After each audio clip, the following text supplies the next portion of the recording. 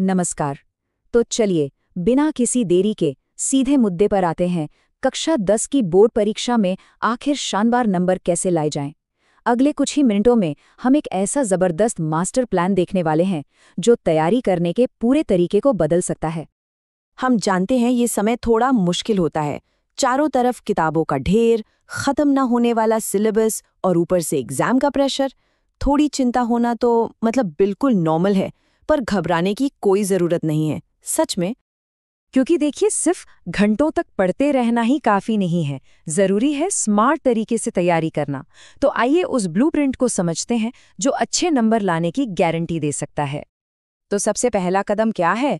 अरे भाई, किसी भी खेल को जीतने के लिए पहले उसके नियम तो पता होने चाहिए ना। बस एग्जाम का भी यही हिसाब है, पहले इसके पैटर्न को समझना होगा।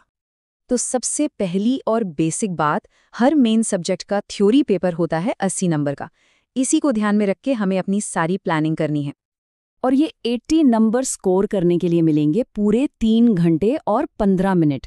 यानी एक बात तो साफ है, टाइम मैनेजमेंट बहुत बहुत जरूरी होने वाला है, जिसकी बात हम आगे करेंगे। और हाँ, ये रहा पहला टारगेट। हर सब्जेक्ट में पास होने के लिए कम से कम 33% मार्क्स तो चाहिए ही। ये जानना इसलिए जरूरी है ताकि ये पता रहे कि पहला पड़ाव पार करना बिल्कुल मुश्किल नहीं है। अब जरा पेपर के स्ट्रक्चर को देखिए। इसमें हर तरह के सवाल मिलेंगे। एक नंबर वाले ऑब्जेक्टिव सवाल भी होंगे और 3 से 5 नंबर वाले लंबे जवाब वाले सवाल भी। हर सवाल की अपनी कीमत है, इसलिए किस पर कितना टाइम देना है, यही तो असली खेल है। तो चलिए अब आते हैं इस पूरी चर्चा के सबसे जरूरी हिस्से पर, वो 3 स्टेप का मास्टर प्लान, जिसे आज से ही फॉलो किया जा सकता है। ये एक बहुत ही पावरफुल साइकिल है। पहला स्टेप प्रैक्टिस, मतलब घड़ी लगाकर पिछले सालों के क्वेश्चन पेपर सॉल्व करें। दूसरा स्टेप एनालाइज, अपने जवाबों को चेक करें और देखें कि गलतियां कहाँ हो रही हैं। और तीसरा स्टेप फोकस, उन टॉपिक्स पर ज्यादा ध्यान दें जिनमें दिक्कत आ रही है और जो बार बार पूछे जाते हैं। बस इसी साइकिल को दोहराते रहना है। अच्छा, प्लान तो समझ आ गया, पर सवाल ये है कि इसे मैथ, साइंस और सोशल साइंस जैसे सब्जेक्ट्स पर असल में अप्लाई कैसे करें। चलिए देखते हैं। मैथ से शुरू करते हैं। ये जो क्वाड्रेटिक फॉर्मूला है ना, इसे तो बस अच्छे से रट लेना है। ये उन कुछ फॉर्मूलों में से है जो सीधे सीधे नंबर दिलाते हैं।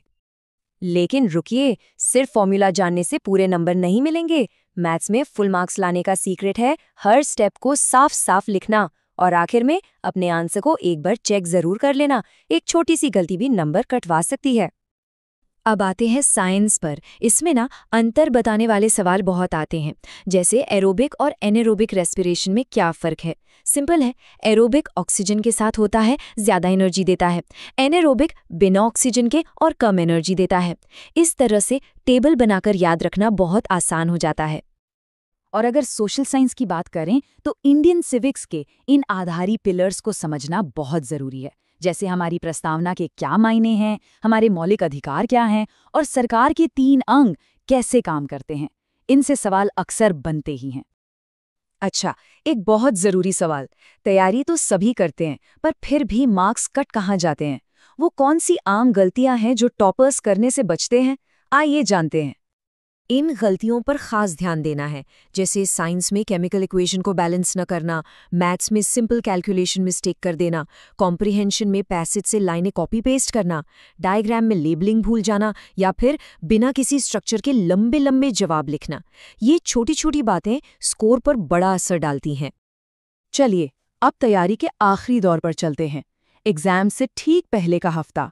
ये टाइम बहुत क्रूशियल होता है, तो इसके लिए एक शांत और मजबूत प्लान होना ही चाहिए।